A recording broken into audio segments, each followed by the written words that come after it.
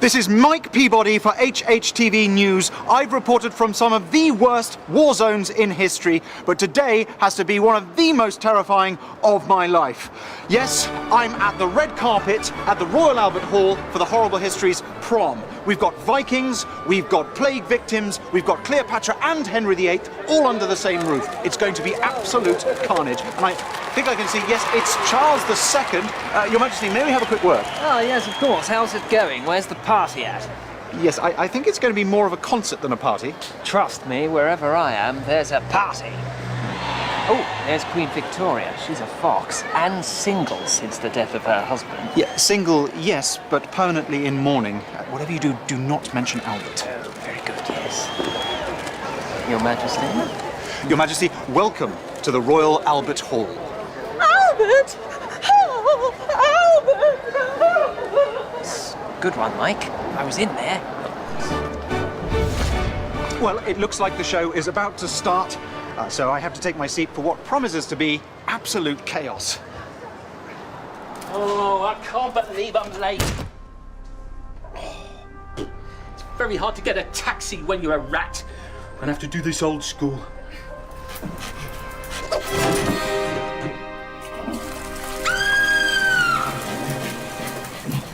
Sure, you'd think she's never seen a rat come out of a toilet before.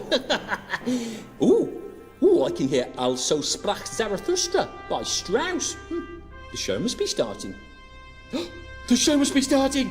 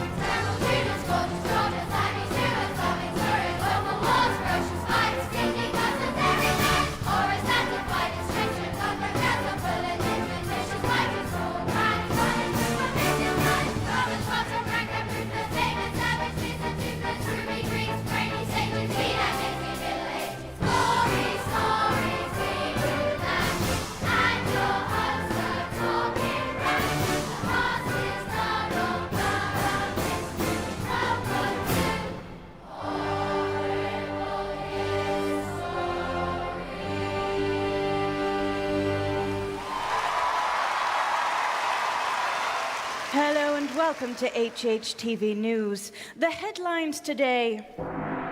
Thousands gather at the Royal Albert Hall for a special Horrible Histories Prom. Henry VIII and Charles II arrive for this unusual royal variety performance in which a variety of royals will perform. King Ethelred the Unready totally forgets what day the concert's on.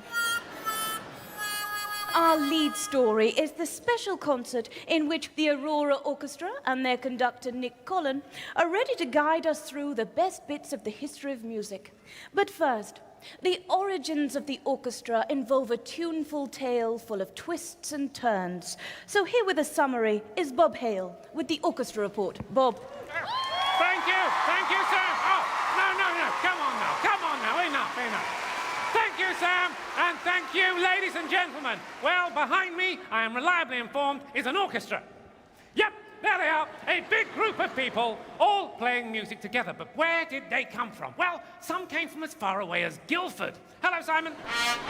But the concept of an orchestra comes from even further away. In fact, it existed as far back as ancient Greece, home, unsurprisingly, of the ancient Greeks, who come up not only with the word orchestra, but also with the first musical scales and some instruments to play them on, things like the panpipes, percussion, and something called a lyre, though it looks pretty trustworthy to me. And then, just when we have something approaching an orchestra, along come the Dark Ages, the church band's instruments, and that's the end of that. But not for long. In the medieval era, groups make a comeback, this time with ridiculously named instruments such as the serpent, the racket, the crumhorn, and the sackbut. You just blew down a sackbut. And if you play them all together, they sound like this. Absolutely awful, which is probably why modern orchestras don't use them anymore. But they do use this, thank you very much, written music, which, thanks to the invention of the printing press during the Renaissance, can now be shared around. There you go. Meaning we can all now get down to the same banging tunes. Oh, and as dance music's popularity grows, so does the orchestra, as they add a trumpet. Oh, there it is! And a tambourine! Oh, and a big bag of woodwind!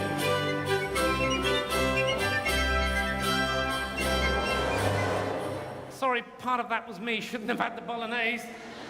In fact, by the time we enter the so-called Baroque period, some orchestras have as many as 30 people in, now including drums. Oh, don't do that. Then as the Baroque period merges into the classical one, having your own personal composer becomes the in thing. All the best composers are hired by the kings and queens of Europe, meaning if you don't want to work for the royals, you're basically stuck between Baroque and a hard place. Little joke there, nice one, Bobsy. And talking of little, along comes Mozart, who starts writing music at just 2 years old, proving he's a complete genius and a horrible show-off. Then he grows up, writes 1,000 tunes, discovers the clarinet, and then dies. Killed by rival composer Salieri in a jealous rage. Or possibly not, no one really knows. But we do know that while Mozart made a big noise in the music world, it wasn't as big a noise as Beethoven, who, partly because he's deaf, makes the orchestra bigger and louder than ever before, which means as we enter the Romantic period, some orchestras have swollen to a whopping 100 pieces, which is so big and unwieldy, no offense guys, that they need someone to keep them all in time. So conductors appear, hello, and in no time at all becomes bigger and more famous than the orchestra themselves.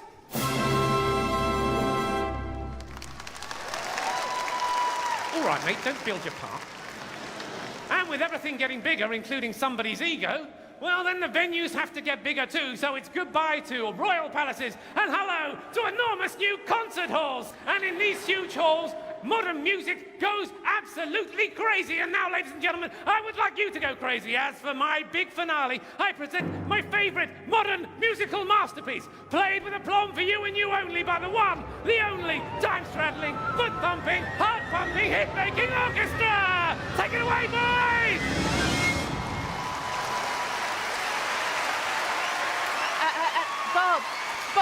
Bob. I can't hear anything. Of course you can't. This is John Cage's classic 4 minutes and 33 seconds. 4.5 minutes of absolute silence. And you enjoy that? Wait, this is the best bit. Oh, so good. Thank you, boys. Thank you for listening. And back to you, Sam.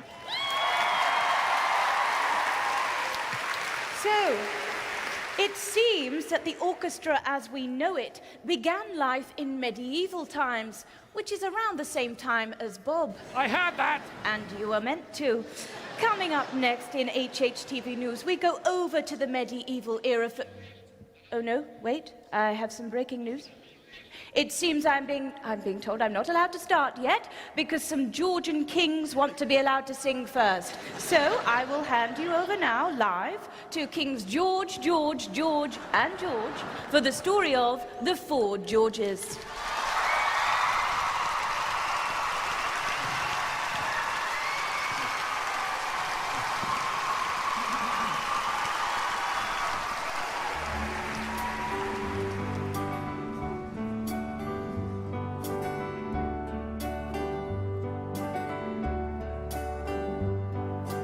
I took the throne of England just 'cause I was Protestant, a German prince, whose English thank King George #1. I like to argue, now that's clear, especially with my father here. Before I died of diarrhea, I fought with my son. I broke records with my 60-year reign. And I broke the scales with my giant frame. Born to rule over you, King George 4, 3, 1, And 2. you had to do what we told you to, just because our blood was blue.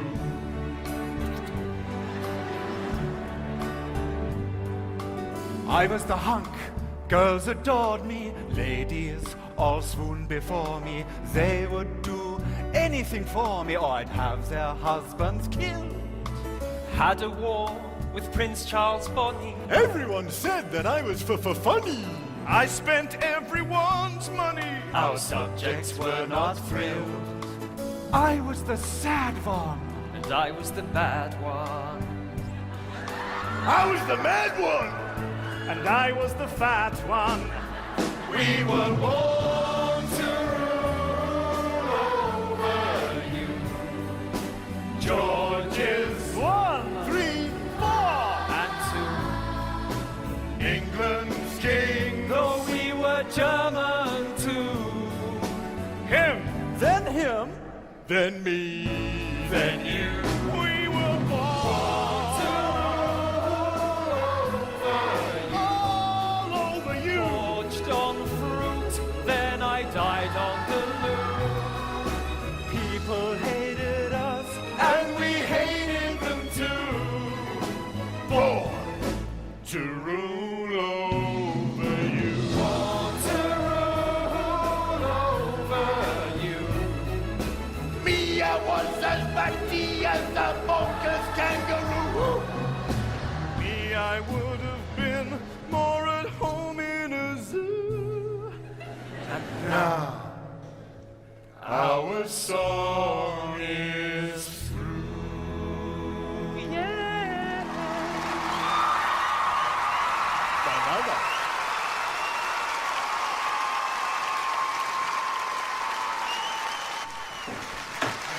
I can't believe I have to share a dressing room with my dad.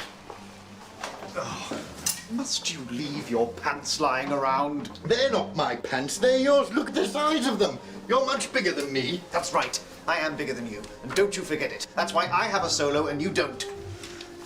What time am I on, Pops? Oh, not for ages. First, we have music to represent the Middle Ages. A Dance Macabre by San Song. It's all about death and features skeletons being brought to life by a fiddler. Well, this is a rare treat, us having an actual conversation rather than you just being Mer. It's being played by an orchestra of lemons and chickens. And he's back.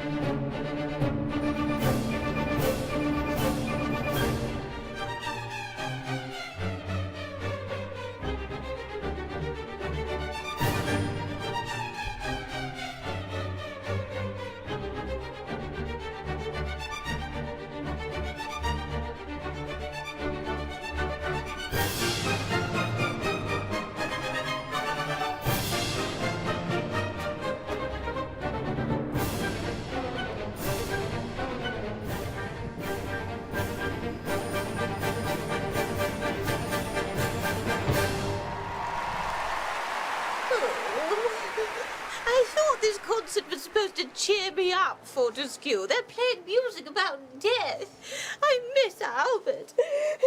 I think I need more comfort food. What happened to the popcorn, Mum? Oh, it's finished. You should have bought me a large tub instead of this tiny one. It did take 2 of us to carry it, Mum.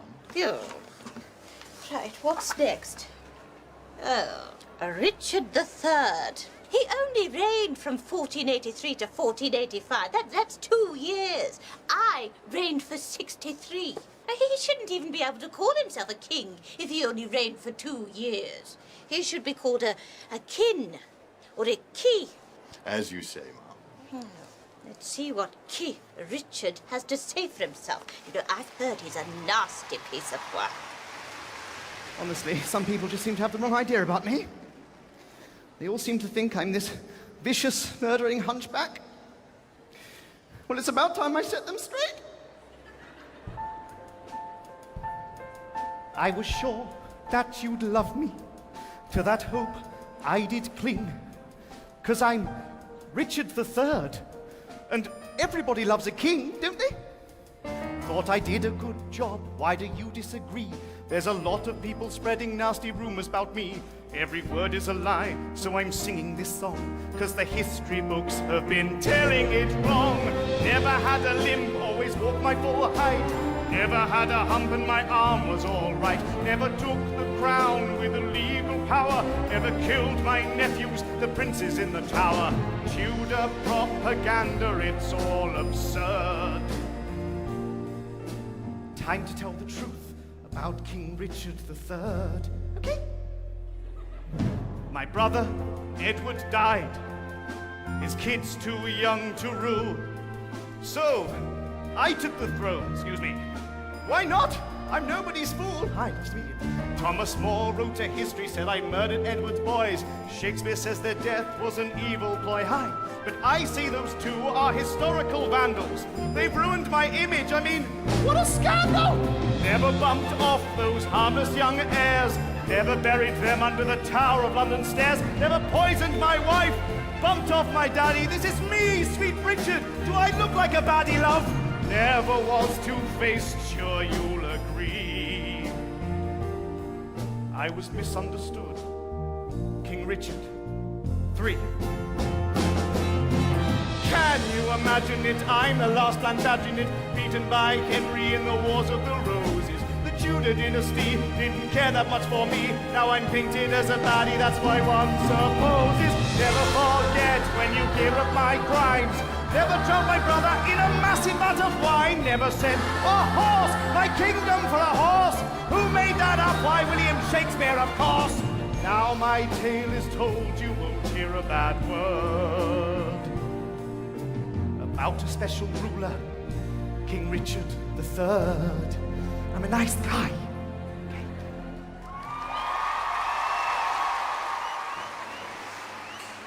Yeah, so maybe that's more like true and factually accurate, but my version of Richard III was far more entertaining. I mean, I never let facts get in the way of a good story.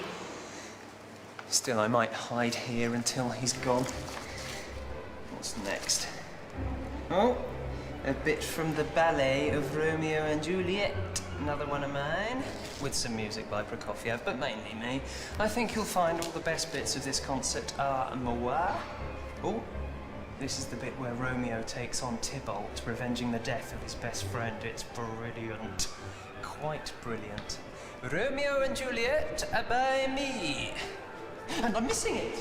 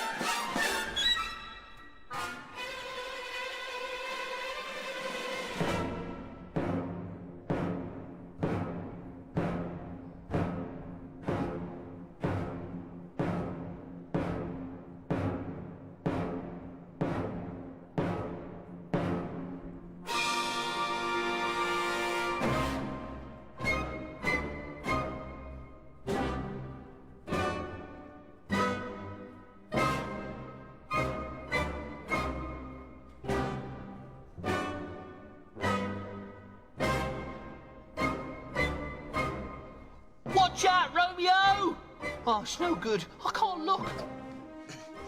Cats may have 9 lives, but us rats only have 1. It's the wrong way round, if you ask me. Now, did you know when Prokofiev first presented this music to the Bolshoi Ballet Company in 1935, they said it was undanceable? Well, I beg to differ. Oh, fighting's over.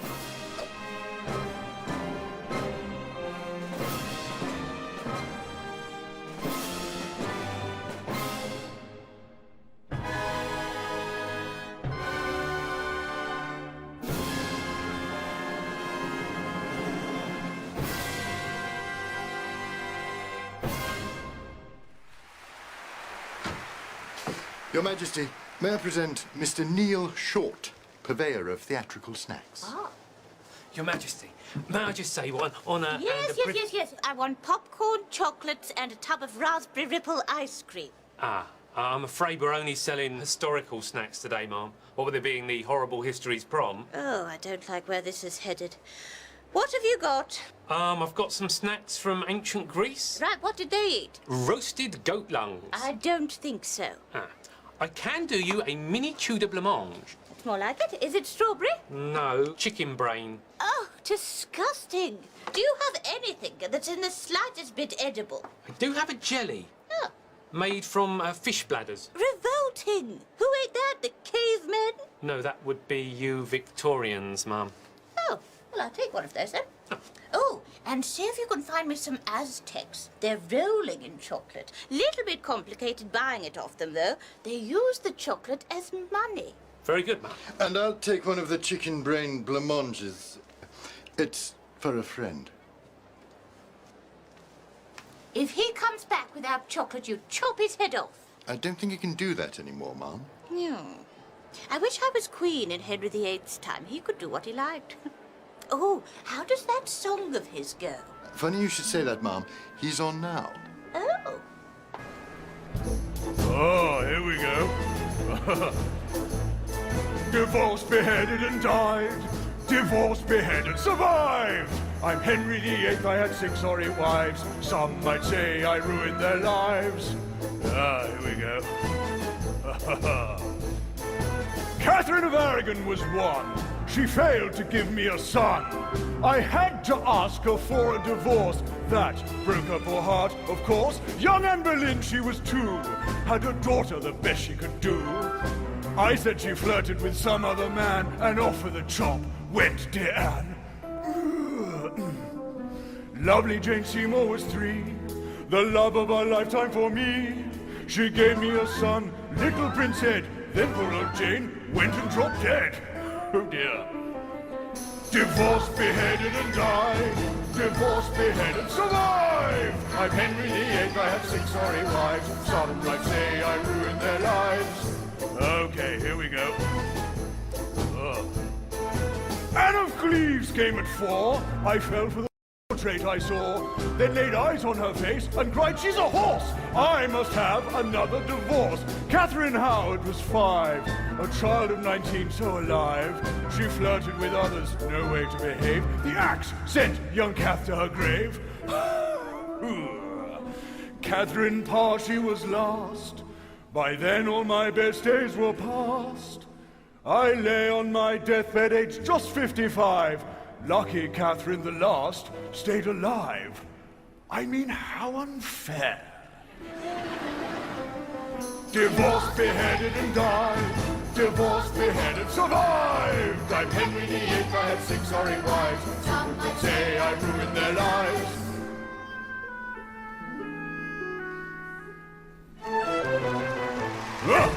How about that then? Divorced, beheaded, and died. Divorced, beheaded, survived. Catchy song, that. Might have to do one about my father, the King Charles song. Beheaded, died. Might be a bit short. What's on now? March to the Scaffold by Berlioz. More executions. This party's getting a bit depressing. Have to go in there and sort them all out. Let's choose some victims then.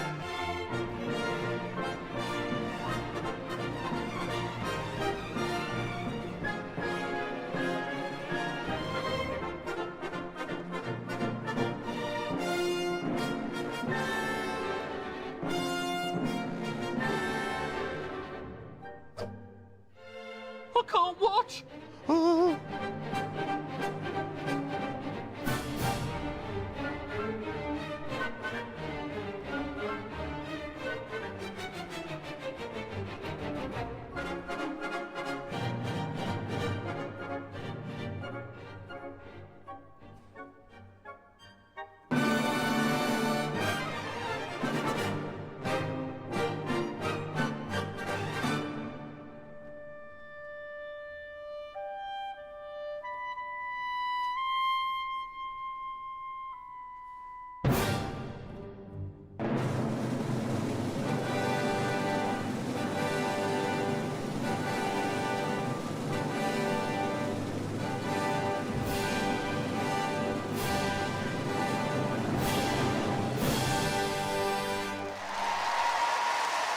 Horses, chaps. It doesn't say anything in here about beheadings.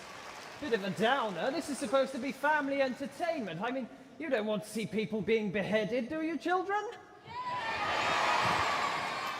Right, well, you're weird, some of you.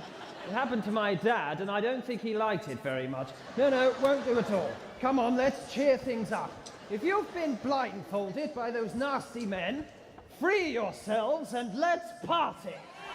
You can't do that! Who do you think you are? I'll tell you who I am. My name is Charles II.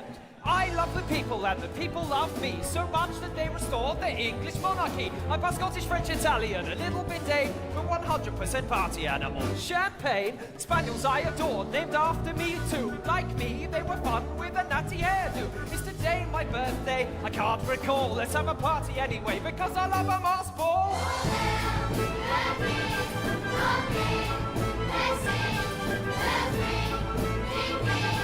I'm the king who brought back partying.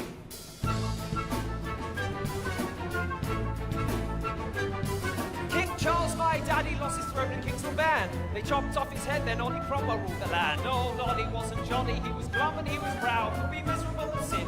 Sinning's not allowed. When Ollie died, the people said, Charlie, be hearty, get rid of his dog laws, come back, we'd rather party. This action's what they call the monarchy restoration, which naturally was followed by a huge celebration. Okay! All say I'm the king who brought back partying.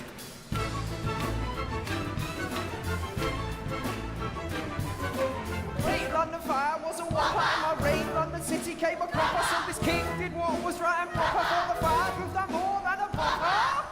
I'm a fire stopper. Married Catherine Brackenshaw, she was a love so true, there would never be another. Well, maybe one or two. Lucy Wharton, Nell Gwynn, Moll Davis, Barbara Villiers. You think that's bad, but her name's not as silly as... As king, I must admit I broke the wedding rules, but who cares when I brought back the crown jewels? I reinstated Christmas, makeup, sports, and even plays. I was the merry monarch, they were good old days. That's me! I was the king, loved by everyone. My song is done. Party, anyone?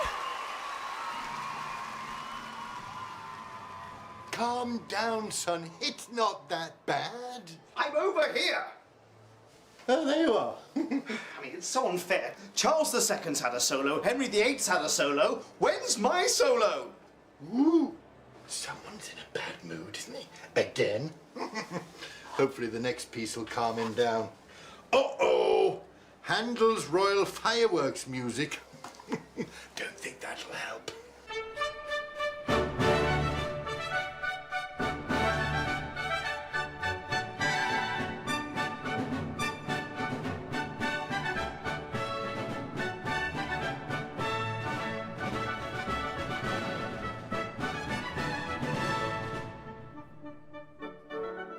This music for the royal fireworks was written by Handel for King George II. And when it was first performed, they had a massive fireworks display on a huge wooden stage which caught fire. And just in case that happens here, I've brought a marshmallow along to toast. Oh, it's dropped off somewhere. Oh, gonna have to slip off for an early interval. Check the bins for another one. Excuse I.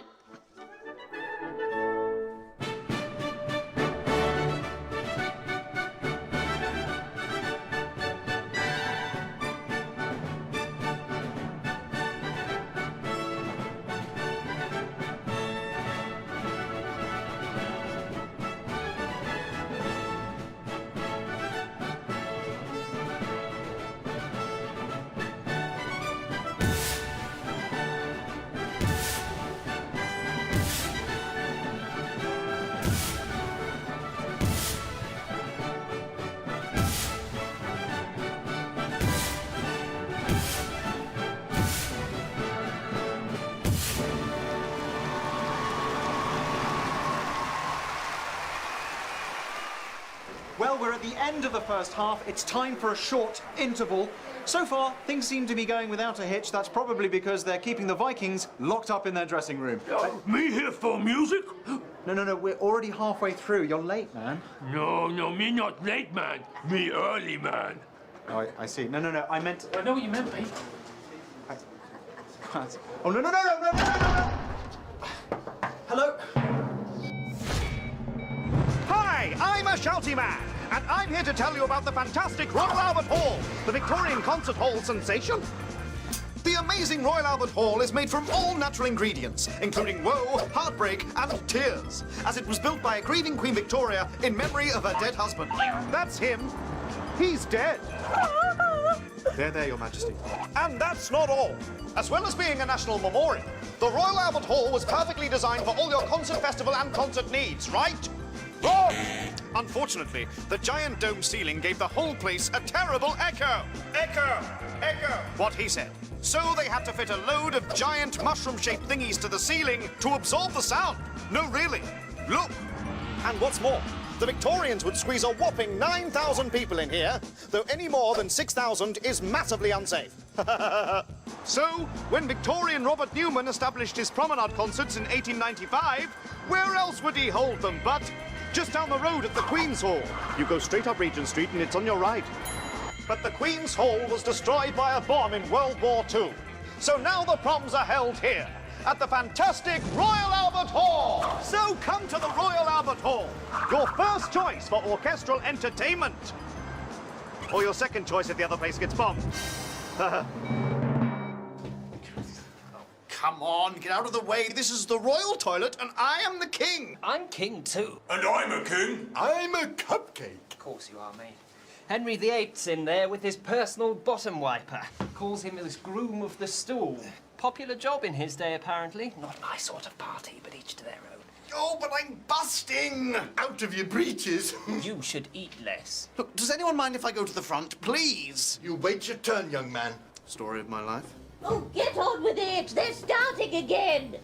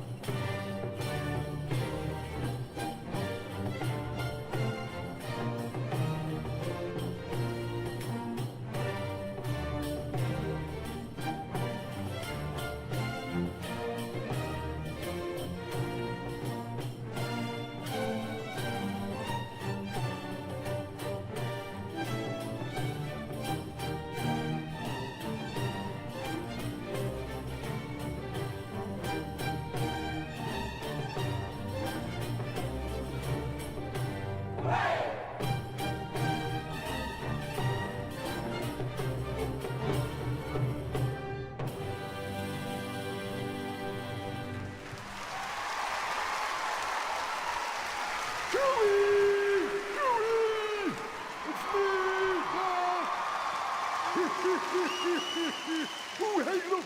Hey, it's only my favorite conductor, Jean-Baptiste Lully. Cooey, Lully! I love you. Do. I really do. Thank you, I think. I love the conducting you do with a big stick, too. All this stuff. Da, da, da, da, da, da, da. Dee, dee, dee, dee. I love it. Love it. So much classier than that other fellow with his little twig. Nee, nee, nee, nee, nee, nee, nee. Rubbish. Do you mind? Ooh, sorry, Maestro. If looks could kill.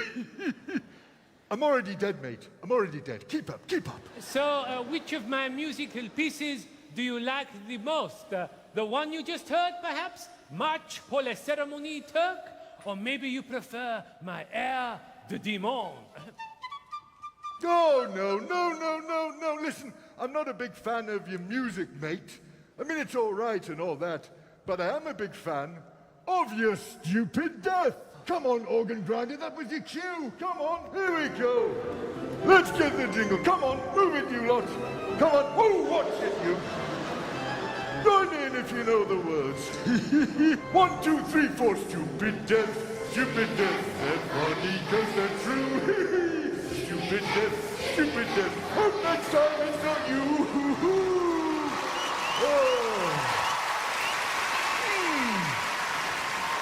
Oh, right. Come on then, Monsieur Lully, fire away. What's your story?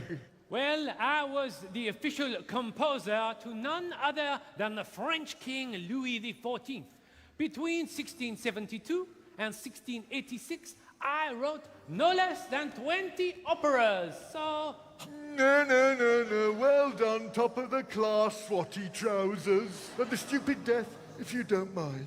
Well, in 1687, to celebrate Louis XIV's recent recovery from a terrible illness, I was conducting a Te Deum. A tedium? What's that? A spectacularly boring piece of music? No.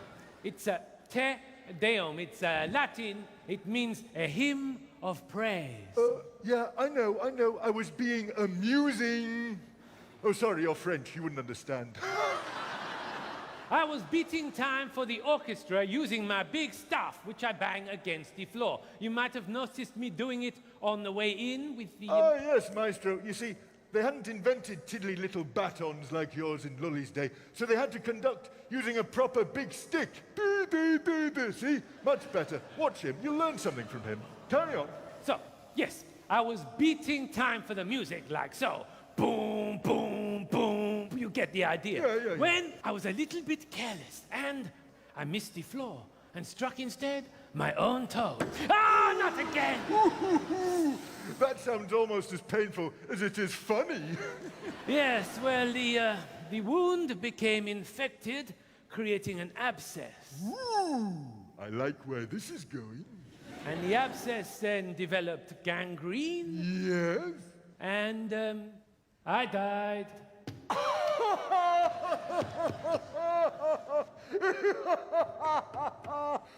Oh, hey, you came to a sticky end? Do you get it because of the, she gets it. Hey, Maestro, don't let him near one of your little batons. He'll probably have his eye out. Niceness. Oh, come on then, Lully. Let's get you backstage. I want to take a look at this gangrenous toe. Exit music, please. Stupid death, they're funny 'cause they're true. Stupid death, hope next time it's not you.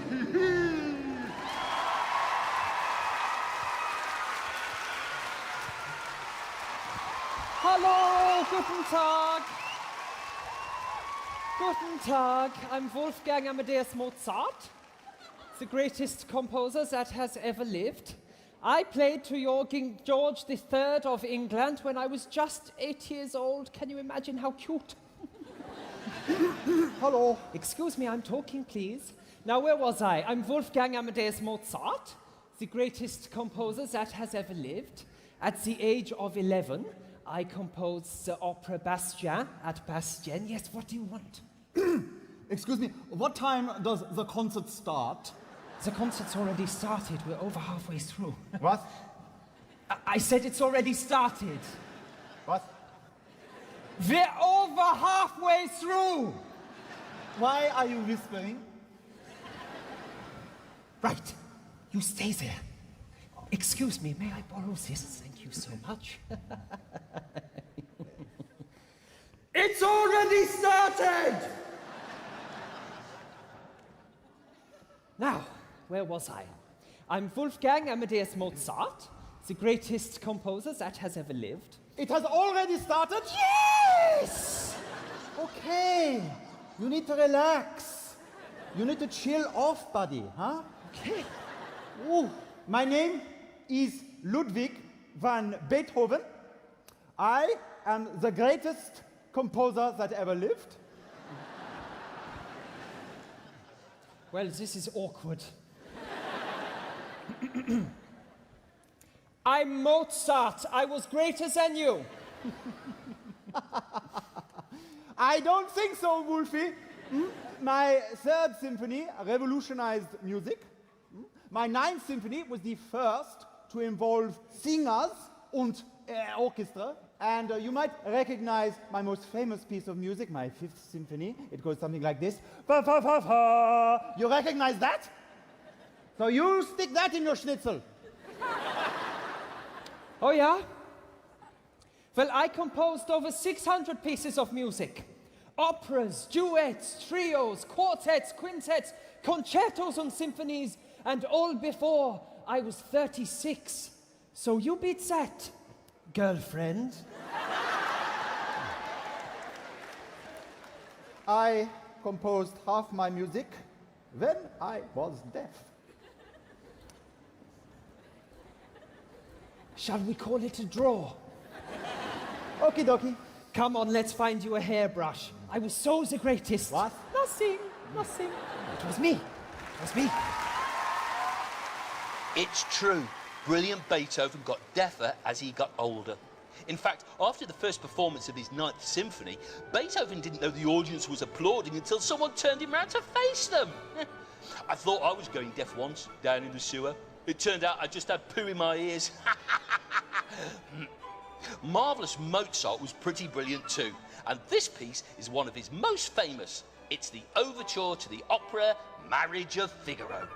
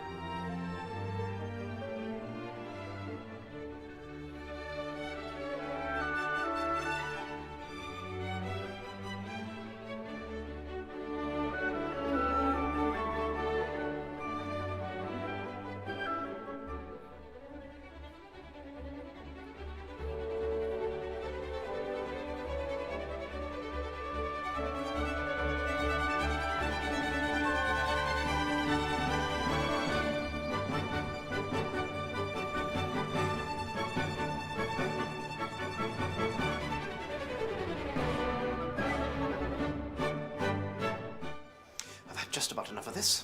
I've waited for all the other kings to sing. I've waited for the toilet, and I don't care whether it's my turn or not. I am going on. Oh, look, you're up next. I don't care what you say. You can't hold me back any longer. I'm going on now. That's what I said, isn't it? They say I'm mad. Wait for me.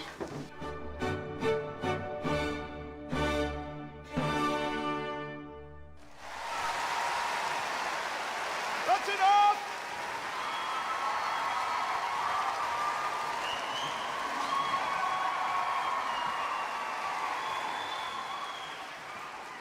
It's time for my solo.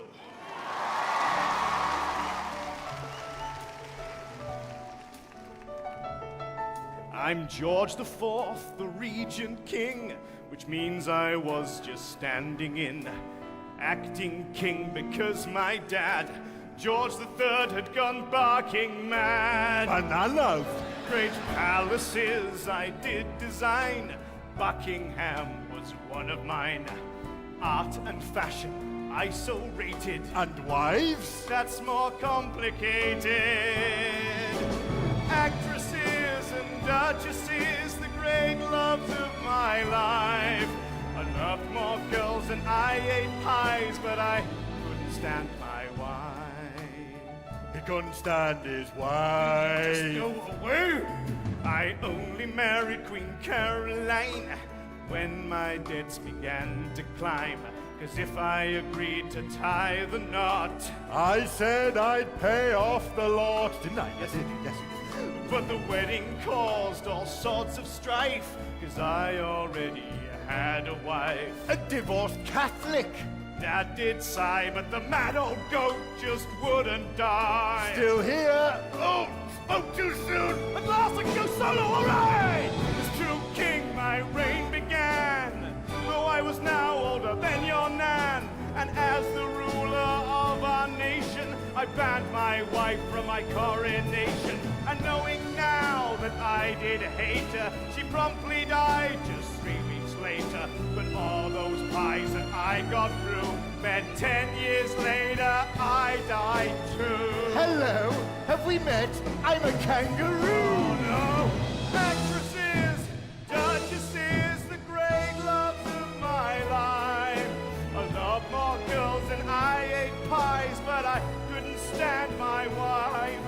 I had just 10 years on the throne. Do you remember that?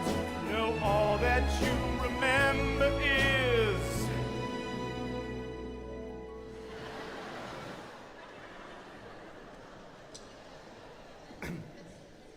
I was really fat. He was really fat. So embarrassing. No wonder George IV's so miserable. Born too late for me to write a play about him. Let's see what's next. Oh, another one of mine. Mendelssohn's Wedding March. Wrote it as music for my play A Midsummer Night's Dream. It's basically mine. Sort of his, but mainly mine. Yeah, they've used it for weddings ever since. I mean, who doesn't like to hear the Wedding March, eh? Oh, Albert! Huh? Philistine. Shh.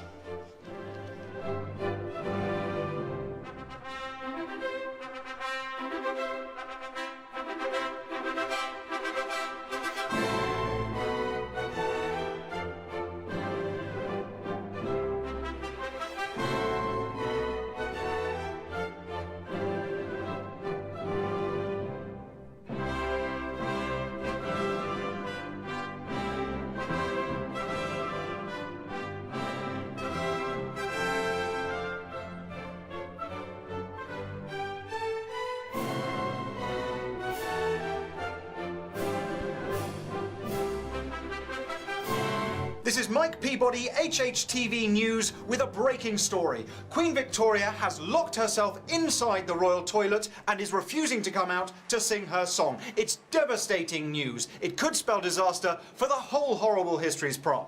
No, it's fine, my man. They've just asked another queen to do it. Cheers. Well, you heard it here first. Everything's fine. There is no story. Another Mike Peabody exclusive.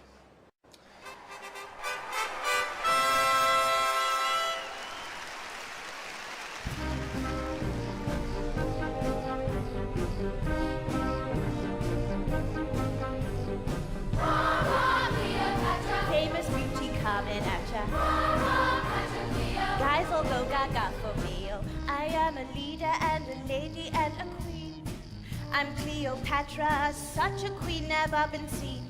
I am a pharaoh, yet they're meant to be guys, but I don't care, oh, I just wear beard disguise. My mom and dad were pharaohs, I thought my rules too. But both my older sisters thought that they should rule too. Oh dear, they both died. I wonder who that will leave. Little me, oh Pharaoh Cleo. Okay, no time to grieve. Think that's alarming, you'd be right, but it gets worse. Married my half-brother and we ruled the universe. That bad romance led to an overcrowded throne. But then he died, boo-hoo, so now I rule alone. Wow, wow, wow, wow, wow. Wow, wow, wow, la, la.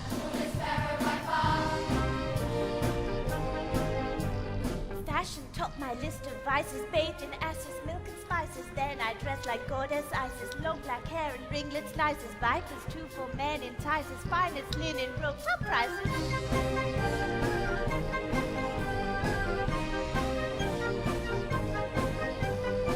Married another brother, he's an okay geezer, but never told of my love for Julius Caesar. Had Caesar's child and hoped that he'd be crowned king. My bro said no, I said oh, and I murdered him, 'cause I am Cleopatra, Egypt's royalty. The ruling pharaoh, don't you dare mess with me. My poker face smiles only when I see a man who takes my fancy like, oh, Mark Antony. Whoa, whoa, whoa, whoa, whoa. Whoa, whoa, whoa, la, la. No Egyptian crowd pleaser. Finally, I've met my matcher. Ends in death. some drama. I was one kooky mama. Whoa, whoa, you know. Today I'd be a favorite of the paparazzo. No pictures, no pictures. Good song. Not as good as my play about Cleopatra, Antony and Cleopatra, but good song, catchy. Oh, that's the last of my bits. I imagine everyone will be going home now. My, what command of language you have. You should write. Oh, I see. Your lot are up next. I see what they've done there, yes, because Stone Age man was around at the same time as the ancient Egyptians.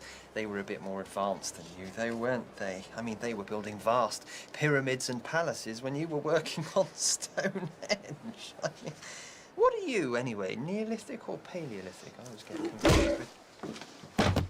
Talk too much.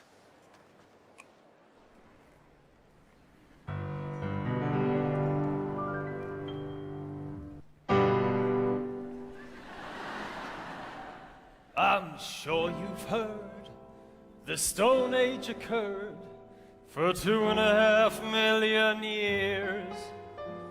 But there's more of Stone Age to engage than maybe at first appears. Hit.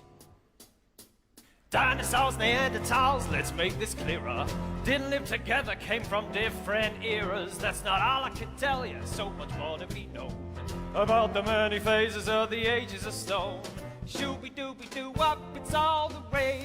To skiddly-bop-doo-wah, brush up on your Stone Age, oh yeah, alright. It's fine to define an era Paleolithic, but you're gonna have to be a little more specific. Do you mean lower, when ancient beings first used tools? Or middle Paleolithic, when Neanderthal rules? That's when Homo sapiens starts to emerge. But just in Africa, it's long before the global surge. Not till upper Paleolithic, 40,000 years ago, did Neanderthal and Homo sapien say hello. Neanderthal and Homo sapien are living in a caveman harmony. Language was invented, cave painting art. Then Paleolithic ended, which meant to start in phase 2. Be-doo-be-doo-wop and turn a new page. Skiddly-bop-doo-wah, mug up on your Stone Age. Oh yeah, alright. This is where it starts to get all scientific. Paleolithic's followed by the era Mesolithic. Then Neanderthals are wiped out by the Ice Age horrific. After which the Neolithic age was terrific. Man learned to farm, build homes so they could settle. Then some other folks turned up and they discovered metal. Beaker men from Europe have found bronze and outgrown simple and traditional ways of stone. Bronze Age was invented, by now man was flying. Cause hot on its heels came the age of iron. Celts, Druids, religion and Rome. By now a distant memory, those ages of stone. Shooby-dooby-doo-wop, since that metallic stage. Skiddly-bop-doo-wah, there was no more Stone Age. Shooby-dooby-doo-wop, now you know what is known about the many phases of the ages of stone. Yeah! All right!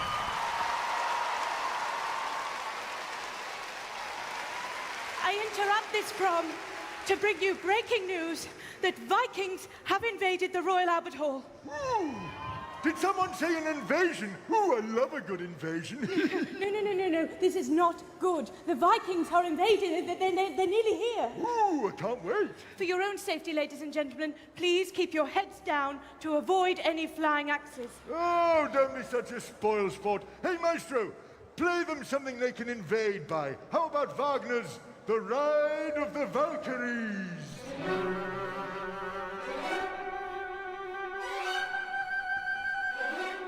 I love Vikings, I do. We've got a lot in common. Furry face, eat anything, always wash once a week, although I wash in the sewer. But I'm not such a big fan of their axes and swords. Oh, here they come! Gangway! Do enjoy the rest of the prom.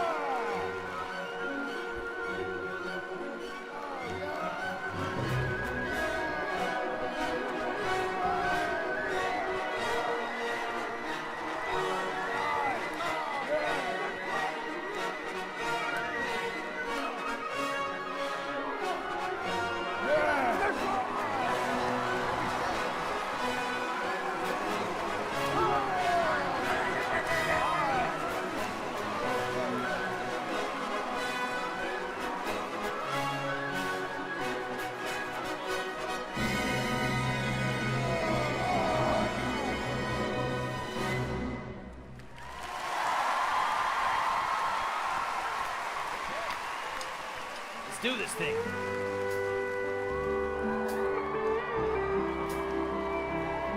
It was the summer of 793 when we sailed across the great North Sea.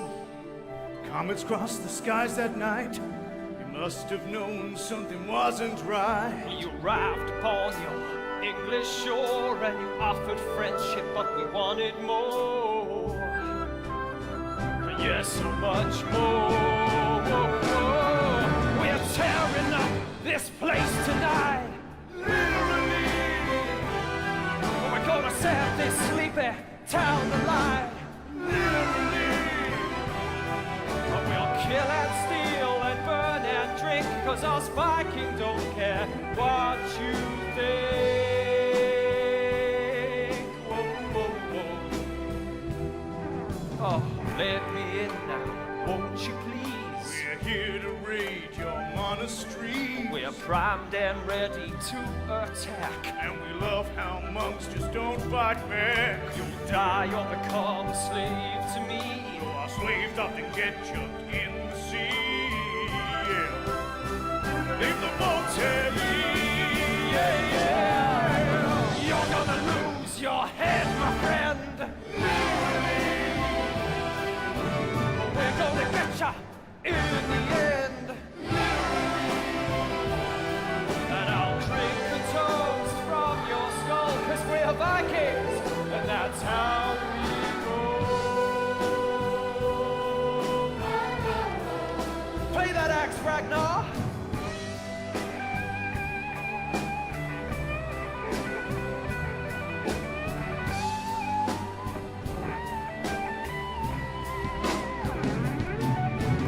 We're gonna paint the whole town red with the blood of the dead. And we'll take everything that you own, get back on our ship and go back home. We're going home.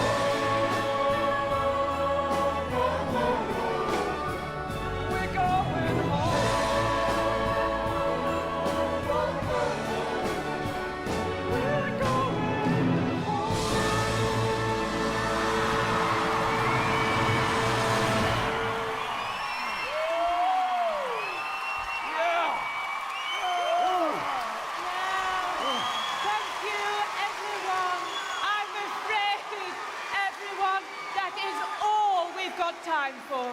Thank you so much for listening. It's been really, really horrible, but in a good way.